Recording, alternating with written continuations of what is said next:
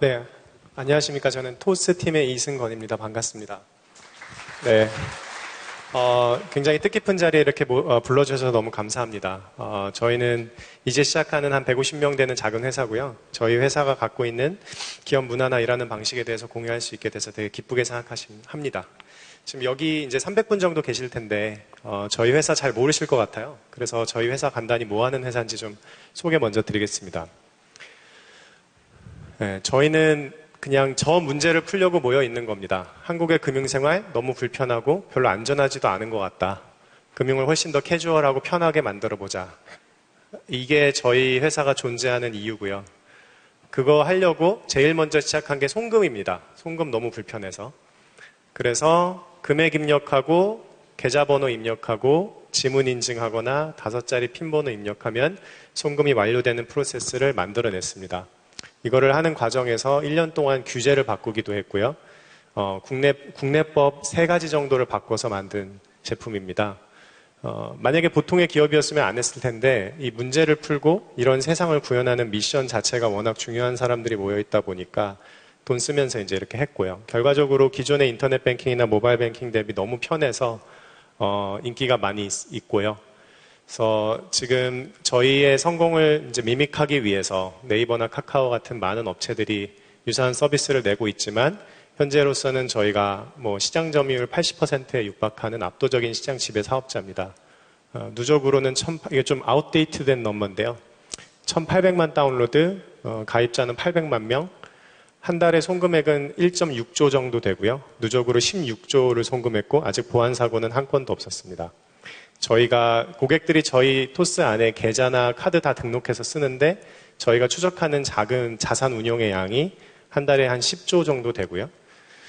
송금액은 한 1.6조 되고요. 저희 신용조회 서비스라고 대출할 때 필요한 신용등급도 보여드리는데 지금 현재 가입자가 300만 명 됩니다.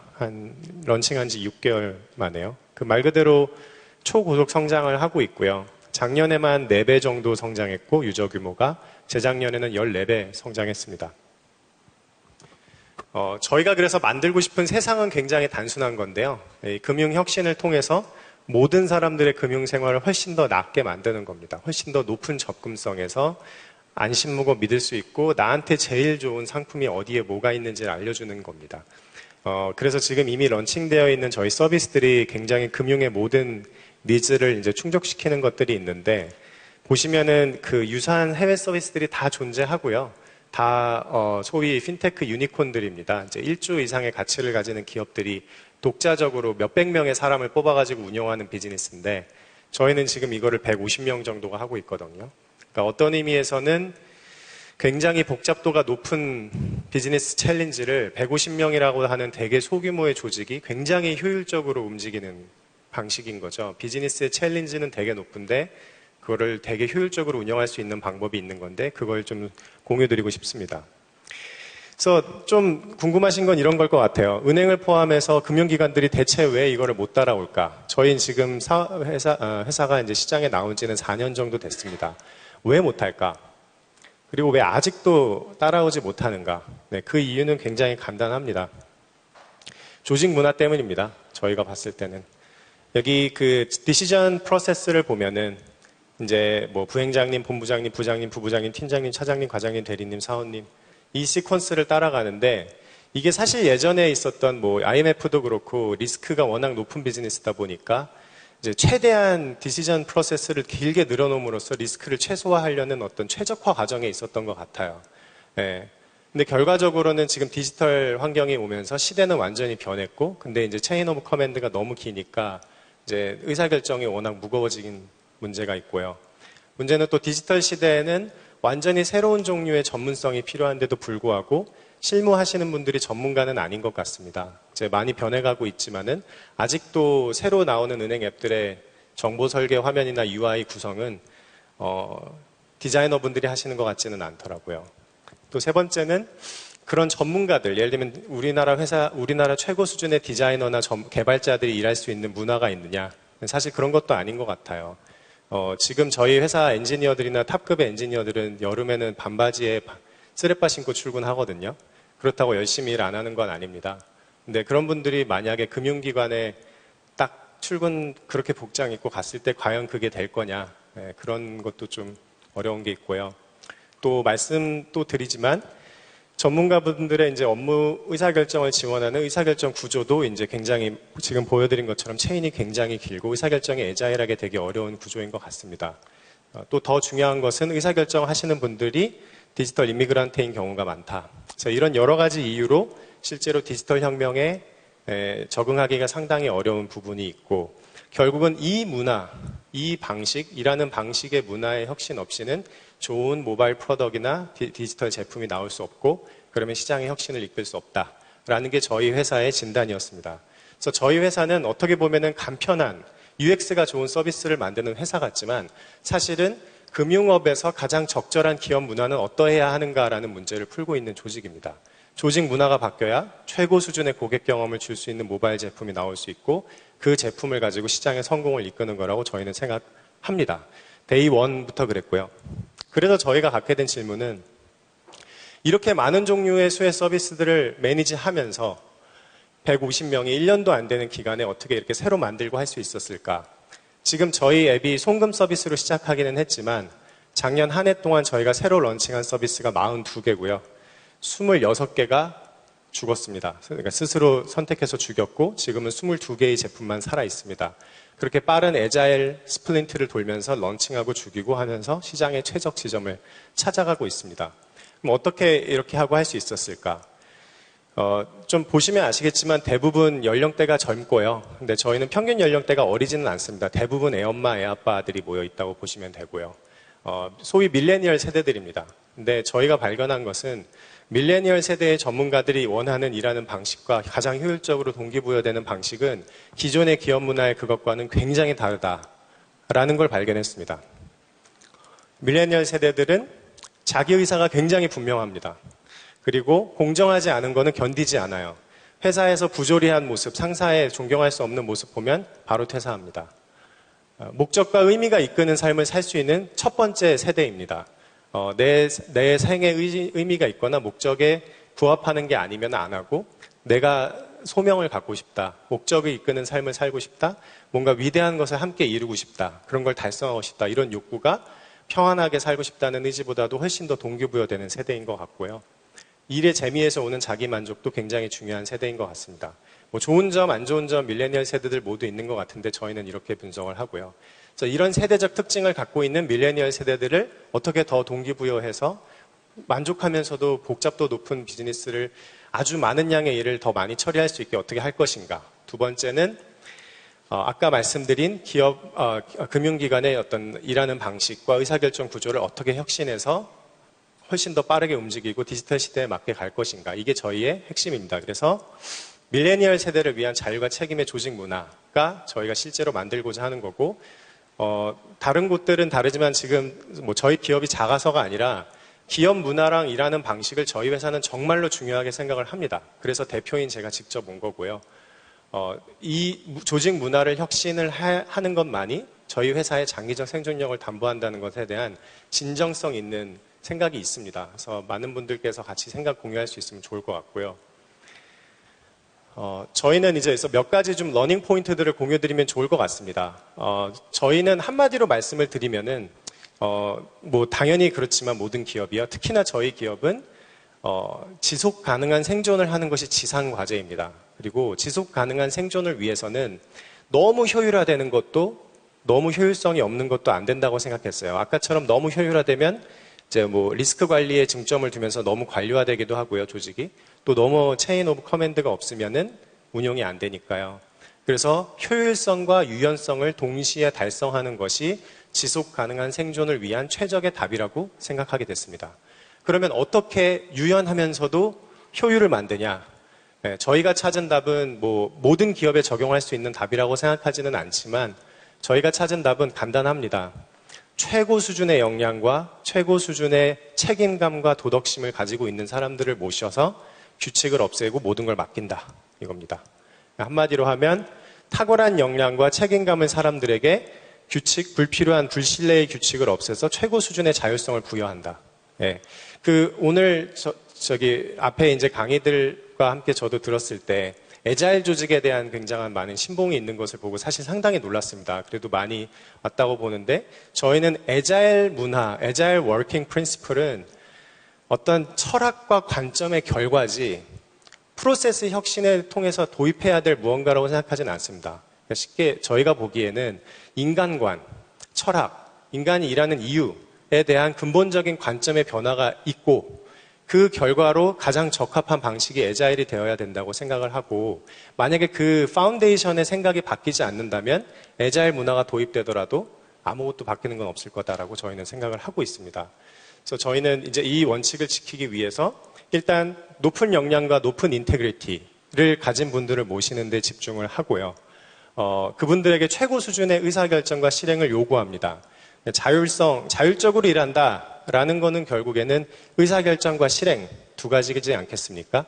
실행은 높은 역량을 가진 사람을 채움으로써 어느 정도 달성이 가능한 것 같고요. 근데 최고 수준의 의사결정이 가능하려면 최고 수준의 정보 공유가 있어야만 합니다.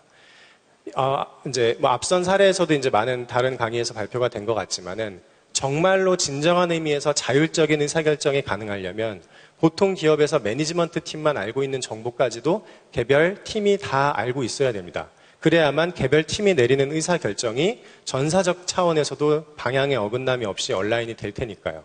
그래서 최고 수준의 정보 공유를 하고 정말로 이 정보를 얘가 알아도 될까? 이런 정도까지 정보를 알려도 될까라는 부분에 대해서 진정한 의미의 신뢰를 할 수 있어야만 사실은 자율성을 담보할 수 있다라고 생각을 합니다. 야, 너는 팀장급이니까 여기까지만 알아라는 그런 관점으로는 사실은 자율적인 결정이 불가능하고 자율적인 결정이 불가능하기 때문에 자율성은 사실은 불가능하다고 생각하고요. 그러면 이렇게 자율성을 더 보장하기 위해서 어떤 것이 가능해야 될까? 저희는 완전한 위임이 가능해야 된다고 생각을 합니다. 완전한 위임은 리더십 포지션에 있는 분들의 생각을 수행하는 익스큐션 조직으로서의 어떤 직능 중심의 조직이 아니라 자체적으로 하고 싶은 일을 달성하고 설정하고 목표를 위해서 알아서 자원 배분을 할 수 있는 즉 완전히 아젠다 자체도 이제 바텀업으로 디시전 메이킹을 할 수 있어야 된다고 생각을 하고요. 그리고 저희는 이제 뭐 애플에서 주로 많이 추구하는 Directly Responsible Individual이라고 해가지고 모든 멤버들이 무언가의 이제 최종 의사결정권자로 되게 되어 있습니다. 예를 들면 뭐 제품이나 디자인에 대해서는 설사 대표라고 하더라도 그 의견을 오버라이드 할 수는 없게 되어 있어요.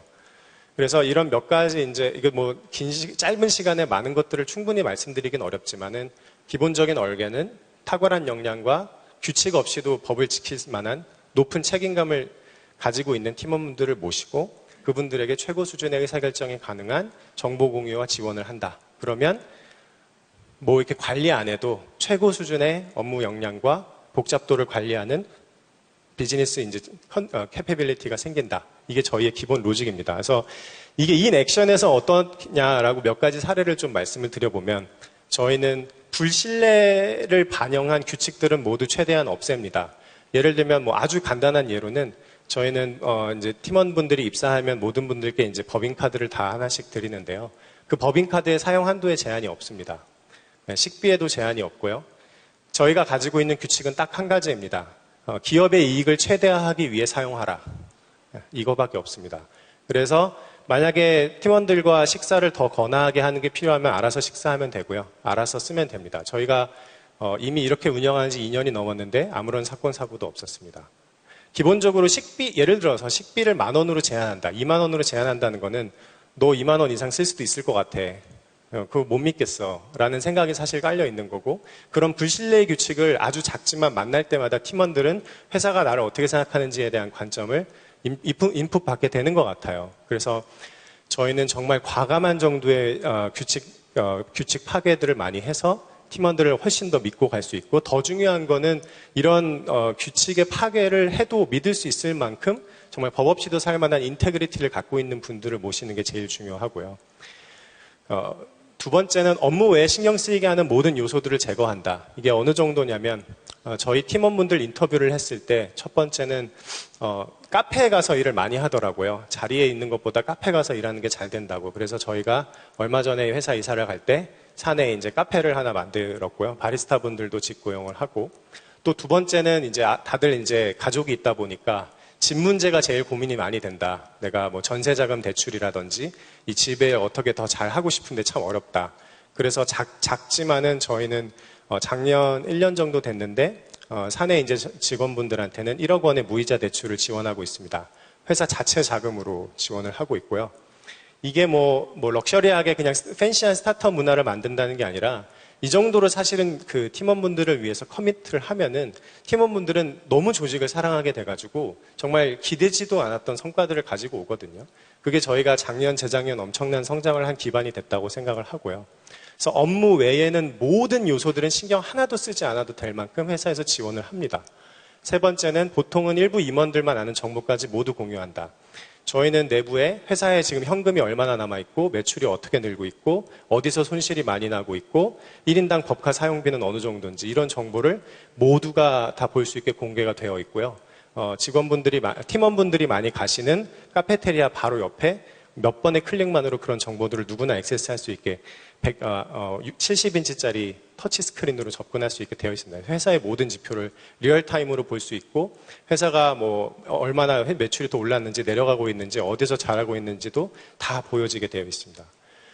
이런 정보를 아니까 이제 자율적인 의사결정을 해도 회사의 방향에 어긋남이 없고요. 네 번째는 상호 신뢰를 강화하는 커뮤니케이션 인프라도 지원한다. 이거는 좀 긴 얘기인 것 같고 참여감을 가질 수 있는 조직 구조로 성장한다. 그래서 조직 구조를 스케일하는 원칙도 저희는 이제 직능 중심으로 모여 있기보다는 이제 목적 중심으로 모여 있습니다. 그래서 동일한 목표와 비즈니스 골과 동일한 제품을 다루는 조직들이 하나의 팀으로 모여 있지 엔지니어 조직, 디자인 조직, 기획 조직, 사업 개발 조직 이런 직능 중심으로 나눠져 있지는 않습니다. 그래서 그 작은 하나의 조직들이 다 스타트업으로 사실상 한 16개 되는 스타트업의 연합으로 지금 존재하고요. 회사는 팀원들의 삶에서 가장 즐겁고 쾌적한 공간이다. 그래서 공간에 대한 투자도 많이 합니다. 그래서 실제 보면은 뭐 이미 말씀드린 뭐 무이자 1억 대출도 있지만은 뭐 직계 좀비소 가족들에 대한 직장 단체 보험이나 모든 경조사비, 야근 후 택시비, 식비, 간식비 모두 지원하고 완전 자율 출퇴근제를 이미 수행하고 있고 휴가 완전 무제한 제도를 하고 있습니다. 그래서 휴가할 때 승인받을 필요 없고 동료 팀원들한테만 공유하면 됩니다. 근데 실제로 휴가를 약간 더 쓰긴 하지만 훨씬 더 열심히 하게 되는 것 같고요. 그래서 두 번째 저희 러닝은 베타 기업형의 인간관과 인사정책을 강화한다는 것도 있습니다. 저희가 아까 이제 인간관과 철학의 문제가 좀 있는 것 같다는 취지의 얘기를 드렸는데요. 이게 좀 벙벙한 얘기인 것 같지만 실제로 이제 닐슨 플래깅의 언리더십 보면은 알파 기업과 베타 기업에 대한 얘기가 나오는데 저희는 이게 인간 간의 얘기인 것 같아요. 알파 기업은 인간은 일하기 싫어해. 그러니까 일하게 만들기 위해선 인위적인 노력이 필요해. 라는 관점이 있는 것 같아요. 그러다 보니까 부서 간의 경쟁을 좀 더 유발해야 되고 당근과 채찍을 꼭 써서 뒤에서 밀고 앞에서 당기는 노력이 필요하고 상벌을 해야 되고 상벌을 해야 되니까 업무 평가를 해야 되고 또 규칙을 어길 수도 있으니까 일하기 싫어하고 놀 수도 있으니까 비도덕적인 행위를 막기 위한 규칙들이 도입되는 것 같습니다. 근데 실제로 베타 기업들은 인간과는 전혀 다른데요. 인간은 일하길 좋아해 원래. 하지만 일하기 싫게 만드는 요소들이 회사에 있을 뿐이야. 그것들만 제거해주면 돼. 라는 관점이 있는 것 같습니다. 그래서 여기서 뭐 주로 일하기 싫게 만드는 요소들은 저희가 조사했을 때 이제 뭐 주로 이제 일을 열심히 하고 있는데 또 일을 하라고 하는 그런 업무 지시라던가 왜 해야 되는지 알 수 없는 일, 일을 위한 일, 보고를 위한 일, 하고 싶지 않은 일, 존경할 수 없는 동료와 상사 이런 문제들이라고 생각하고요. 이거를 완전히 깨끗하게 걷어내주는 게 사실은 회사가 해야 할 일이다 라고 생각을 하고 있습니다.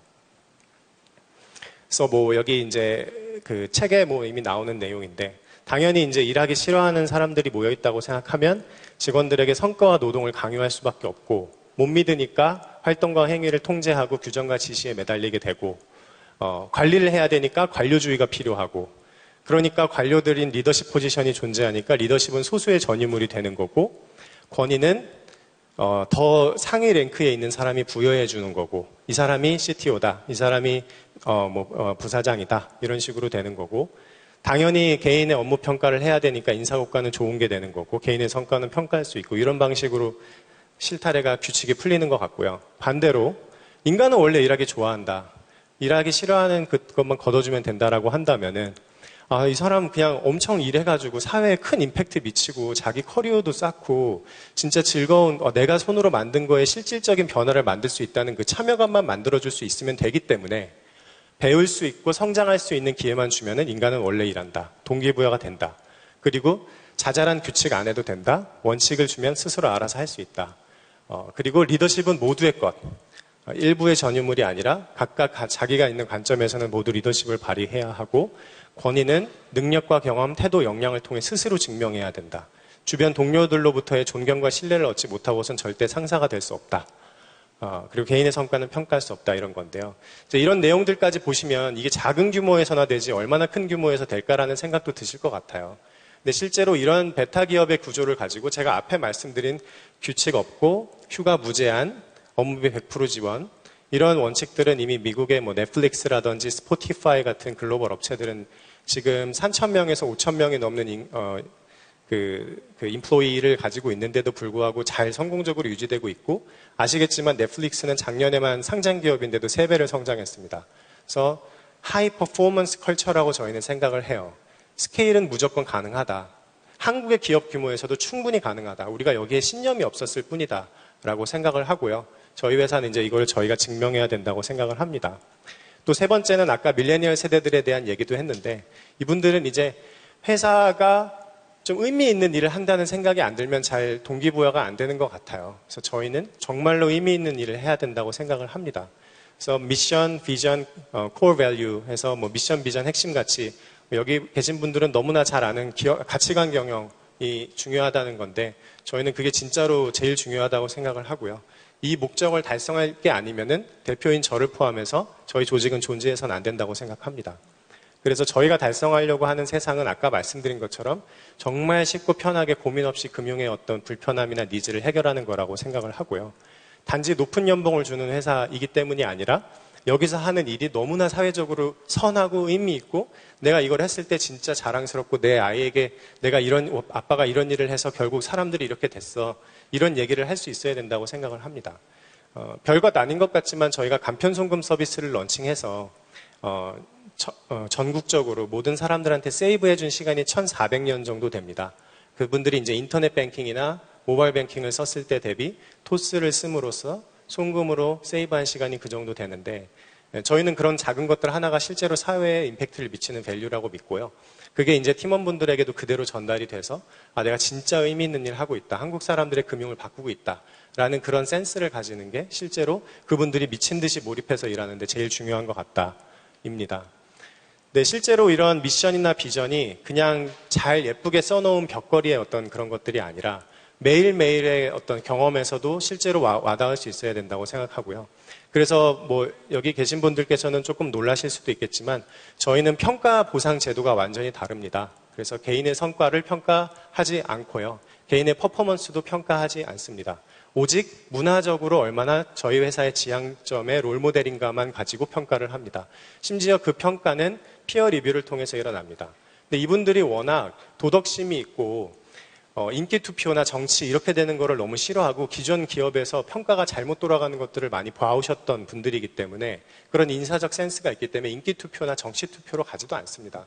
그래서 굉장히 성공적인 투표가 되고 그래서 실제로 개인의 성과는 전혀 평가하지 않고 전체 회사의 성과를 달성했냐 안 했냐만을 가지고 인센티브를 주고요. 모든 사람이 동일한 샐러리업이 이루어진다. 같은 비율로요. 각 개인에 대한 평가는 있기는 한데 저희 회사의 핵심 가치인 코어 밸류에 얼마나 부합하는 롤 모델이었나에 대해서 같이 일한 지근거리의 동료들이 평가해서 그분들에게는 완전 파격적이고 차별적인 보상을 주고요. 저희는 이 문화와 일하는 방식을 지키는 게 너무 중요해서 이 일하는 방식에 맞지 않으면 같이 채용도 안 되지만 같이 안 맞는다고 생각하면은 함께 하지 않을 수 있도록 굉장히 노력을 합니다. 그래서 이런 문화들이 그러면은 뭐냐라고 하면은 저희는 뭐 이게 어떤 도덕적 가치들의 모임이 아닙니다. 저희가 지난 4년 동안 열심히 일을 하면서 각 개인이 그리고 조직으로서 최고 수준의 성과를 내는 데 있어서 가장 중요한 거는 사실은 개인의 역량이나 스마트함이 아니라 어떤 협업이라든지 서로를 존중하는 능력, 커뮤니케이션 하는 능력, 신뢰하는 능력, 이런 것들이 훨씬 더 업무적 성과에 큰 영향을 미친다는 것을 발견했습니다. 그래서 조직 전체가 상호 신뢰감이 훨씬 더 충만해질수록 조직이 다룰 수 있는 비즈니스 역량은 인구가 동일해도 더 커진다는 걸 여러 차례 발견을 했고요. 그래서 도덕적 가치를 추구하기 위해서 모아놓은 그런 밸류가 아니라 이대로만 하면 훨씬 더 큰 비즈니스 임팩트를 줄 수 있다라는 것들을 저희가 경험하고 실패하고 고친 방법들을 베스트 프랙티스를 모아놓은 것입니다. 실제로는 한 5가지 정도로 되어 있는데 좀 더 라이브한 느낌을 드리기 위해서 이제 구체적인 멘트들을 좀 가지고 와 봤는데요. 그래서 저희는 이게 뭐 어떤 부분들은 역량 면에서 어떻게 일을 해달라, 어떻게 더 잘, 어떻게 일을 하면 훨씬 더 큰 임팩트를 미칠 수 있다. 우리가 이미 4년 동안 이 업에서 이걸 해봤는데 이렇게 하니까 진짜 성과를 잘 내더라. 라는 부분들의 모임입니다. 그래서 뭐 보시면은 exceptional integrity, 뭐 규칙이 필요 없을 만큼의 높은 도덕성을 가져달라. 라는 부분들은 사실 채용에 있어서 높은 바고 이 규칙이 있기 때문에 그 많은 회사의 사내 프로세스랑 규칙을 다 없앨 수 있었습니다. 그렇기 때문에 훨씬 더 업무가 효율적으로 돌아가는 거고요. 함께하는 토스 팀원의 기대치에 맞게 움직여달라. move with urgency. 이런 조항이 있기 때문에 개인의 평가가 필요 없는 겁니다. 어차피 동료 팀원들을 실망시키지 않기 위해서 미친 듯이 열심히 할 테니까요. 네, 그리고 뭐 개인적으로는 퍼포먼스의 어떤 역량을 더 잘하려면은 단순화하는 게 중요하다라는 부분이라든지 모든 정보를 투명하게 공유하라라는 부분도 사실은 아까 말씀드린 회사 전체의 자율적인 시스템을 유지하기 위해서는 정보 공유가 중요하고 그러면 블랙박스가 되는 팀이나 개인이 단 한 명도 존재해서는 안 된다고 생각하고 자신이 하는 업무를 모두가 이렇게 정보를 패칭해서 받아갈 수 있도록 오픈된 API 형태로 열어놔야 된다라는 그런 생각이 있는 겁니다. 그래서 정보 공유가 저희 문화를 지키는 그런 행동이기도 한 거고요. 뭐 예를 들면은 또 dare to make conflict, 불편한 상황이 되더라도 의견을 솔직하게 얘기해라. 그래서 저희는 뭐 이런 일들도 일어나더라고요. 동료들끼리 일을 할 때 당신이랑 나 이런 부분에 있어서 일을 못하겠다. 이런 부분들도 솔직히 굉장히 하기 어려운 얘기인데 솔직하게 일어나고요. 네. 뭐 그리고 팀의 미션 달성이 내 삶에 있어서 개인적으로도 되게 중요한 목표이다라는 부분도 진짜로 일어납니다. 그래서 개인이 뭐 가족도 중요하고 내 연인도 중요하고 뭐 한데 우리 회사가 달성하려고 하는 꼴이 진짜 나한테도 중요하다. 이런 얘기들도 중요하고요. 그래서 저희는 개인적으로 생각을 했을 때 결국에는 뭐 이게 뭐 저희 기업의 얘기이기 때문에 좀 바이어스 될 수도 있겠지만은 저는 지난 4년 동안 개인이 더 많은 자율성과 책임감을 가지게 될 때 업무 효율이라든지 만족도가 극대화되는 것을 여러 차례 봐왔습니다.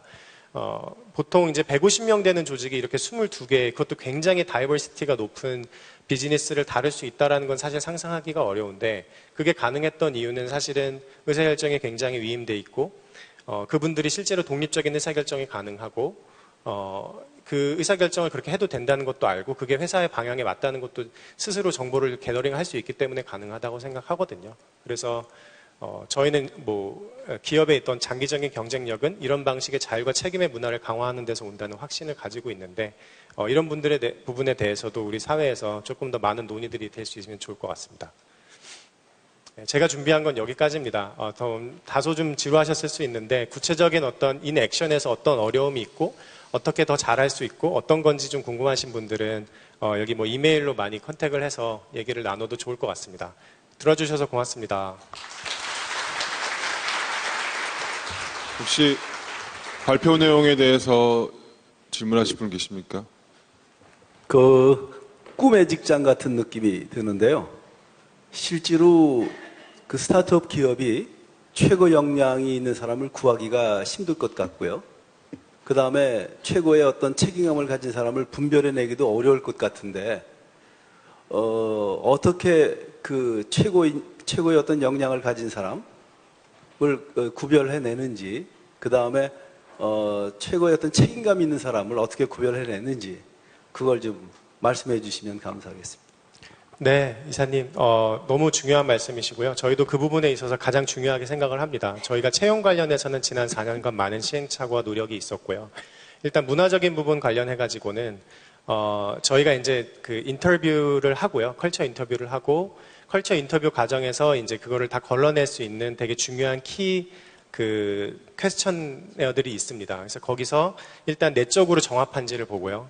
그리고 아주 솔직하게 커뮤니케이션을 해줘요. 사실은 여기 진짜 열심히 하는 사람들만 있는데 그거 진짜 가능하겠냐에서부터 솔직한 가이드도 주고 컬처 인터뷰를 통해 가지고 저희가 봤을 때 이게 말이 되는 것들 이제 저희한테 맞춰주고 있는 얘기를 하는 건지 아니면 진짜 자기의 문화관을 얘기하는 건지 이런 것들을 얘기하는데 인터뷰 2 같은 경우에는 이 질문의 의도를 잘 모르는 경우가 많기 때문에 이제 아주 꾸며서 이제 그러니까 다 일관된 거짓말을 할 수가 없기 때문에 결국은 그렇게 컬처 인터뷰를 통해 저희가 내부적으로 가지고 있는 퀘스처네어들을 계속 디벨롭하고 있는데 거기서 해내고 있고요. 최고 수준의 역량을 가진 분들은 사실은 비교적 오히려 더 쉽습니다. 각 기업에서 이제 최고 레퍼런스 책도 다 가능하고 저희 스타트업이라고는 하지만 저희가 이제 웬만한 기업들보다는 연봉을 더 많이 주는 편인 게 사실이고 저희가 평가나 보상 같은 경우 조금 더 말씀을 드리면은 저희는 이제 6개월에 한 번씩 연봉 조정을 하고요. 그러니까 회사의 그 페이즈 자체가 보통 기업의 1년치 성과를 6개월 만에 달성하고 있기 때문에 6개월마다 연봉 조정을 하고 최소 성장률이 연봉이 10%입니다. 그러니까 저희 회사에서 1년을 해내면은 연봉이 22% 정도 인상을 할 수 있는 거고요. 그건 이제 샐러리도만 그렇고 인센티브는 또 따로 있습니다. 그래서 최고 수준의 보상을 하는 것이 당연히 최고 수준의 인재를 모을 수 있는 기본적인 길이라고 생각을 하고요. 또 저희 이제 인사팀이라든지 채용팀 같은 경우에는 아주 오랫동안 이 업에 이제 경험이 깊고 많기 때문에 같이 오셨는데 그런 분들이 많기 때문에 이제 다 알죠. 그래서 제가 사실은 이런 문화를 도입한다고 할 때 얼마나 이제 인사 채용팀에서 많은 얘기들이 있었겠습니까? 근데 이제 그 프로스 앤 컨스를 알고 잘 지원을 해주고 있습니다. 그래서 저희는 드랍뷰를 좀 말씀을 드리면은 이제 저희는 주로 인바운드보다는 이제 타겟으로 해서 많이 나가서 채용을 이제 모시고 오는 경우가 많은데 이제 들어오는 이력서에서 거의 채용되는 경우는 없고요. 저희 퍼포먼스 인터뷰 결과에서는 드랍률이 8대1 정도 되고요. 그 다음에 이제 퍼포먼스 인터뷰를 통과하면 컬처 인터뷰를 보는데 거기서의 드랍률은 한 4분의 1 정도 되고요. 그렇게 해서 입사하신 분들은 저희는 사실 3개월간 수습기간 같은 게 이제 형식적으로 존재하는 게 아니라 실제로 되게 잘 소위 빡세게 하고요. 저희가 하는 게 아니라 같이 일하는 동료들이 이 문화를 지켜야 된다는 의지가 굉장히 강해요. 이 문화가 너무 마음에 들어서 이 회사에 있는 거기 때문에 그러려면은 진짜 일 잘하고 커미트먼트 있는 사람들이 와야 된다는 게 있기 때문에 실제로 3개월 동안 일하는 과정에 엄청나게 좀 빡세게 피어 리뷰가 일어나는 것 같고요. 거기서 드랍률이 25% 정도 됩니다. 실제로 입사한 이후에도. 그러니까 굉장히 엄격하게 채용을 하고 있다고 저희는 생각을 하고 업계 최고 수준의 인재분들은 최고 수준의 보상과 가장 가슴 떨리는 일로 보상하겠다라는 게 저희 기본 정책입니다. 아까 한 분 또 질문하시려고 손 드신 분 계셨던 것 같아요. 예. 그럼에도 불구하고 회사에서 되게 아끼는 16급 인재가 나가는 경우가 혹시 있으면 어떤 경우가 그런 경우에 해당되나요? 맞습니다. 이사님 너무 질문 감사드립니다. 그런 경우가 분명히 있고요. 대부분은 창업을 합니다. 그러니까 워낙 자신감 있고 자기 이제 그런 게 있기 때문에 사실은 대기업에 이제 돌아가는 그런 경우보다는 본인이 이제 너무 여기서 이제 이런 조직을 나도 만들고 싶다라고 하는 어스피레이션을 받아가지고 창업하는 경우가 사실 대부분이고요. 그 외에는 이제 잘 아직 그런 경우는 없었습니다. 네. 저 뒤쪽에 먼저 먼저 하십시오. 예. 이 대표님 아주 잘 들었고요. 또 하나는 조직에 아까 22개 정도의 어떤 비즈니스 유닛 스타트업 형태로 그람이 서로 간에 어떤 조정을 한다든지 정보를 공유하라든지 조직 문화를 같이 끌어가는 게 굉장히 중요한 일일 텐데 이런 면은 대표 입장에서 어떻게 끌고 나가시는지. 네. 저희는 이제 애자일 조직의 구조를 사실 그대로 가지고 있고요. 그래서 당연히 프로덕트 오너라고 하는 분들이 패실리테이터로서 존재합니다. 그러니까 이게 많은 기업에서 애자일 조직을 도입하면 프로덕트 오너라는 분들이 PM이나 팀장처럼 역할하는 경우가 많은 것 같아요. 근데 저희는 PO는 이제 이미 메이커들이 있고 그 메이커들의 업무를 지원하는 일종의 어떤 나의 팀이 아니라 내가 지원하는 팀의 개념을 갖고 있는 PO분들이 계신데요.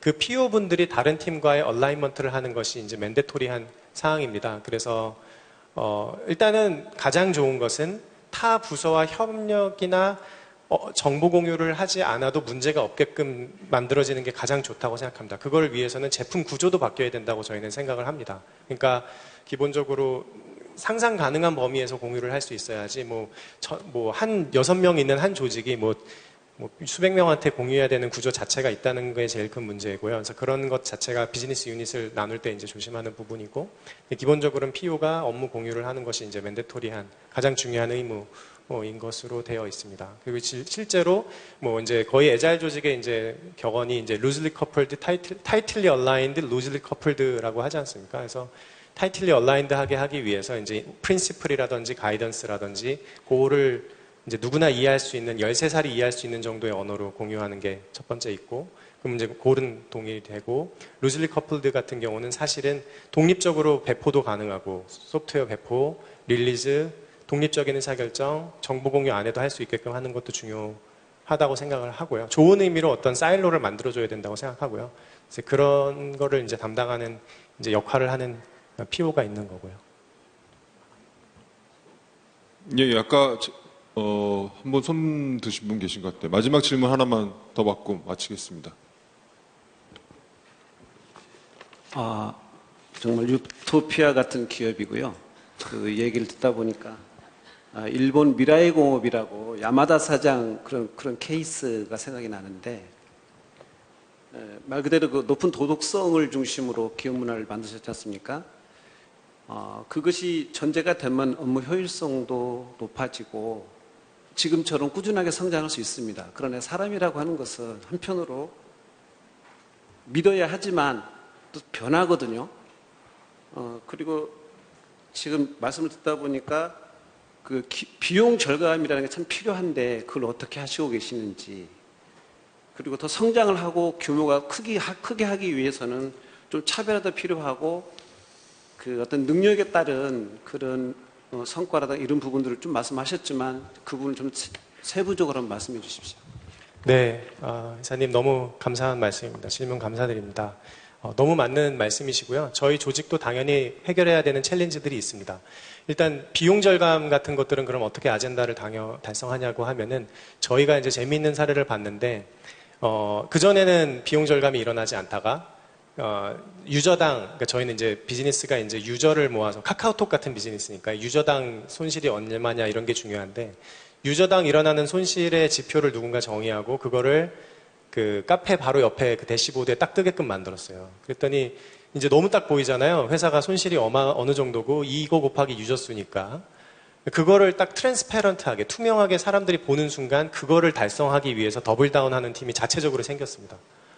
이거 우리 문제다. 그러니까 결국 저희 조직에서는 정보의 투명성만 확보가 되면은 해결해야 되는 비즈니스 우선순위나 아젠다들은 자동으로 설정되는 것 같고요. 두 번째는 말씀하신 대로 사람들이 변합니다. 저희도 그런 문제를 여러 번 목도했습니다.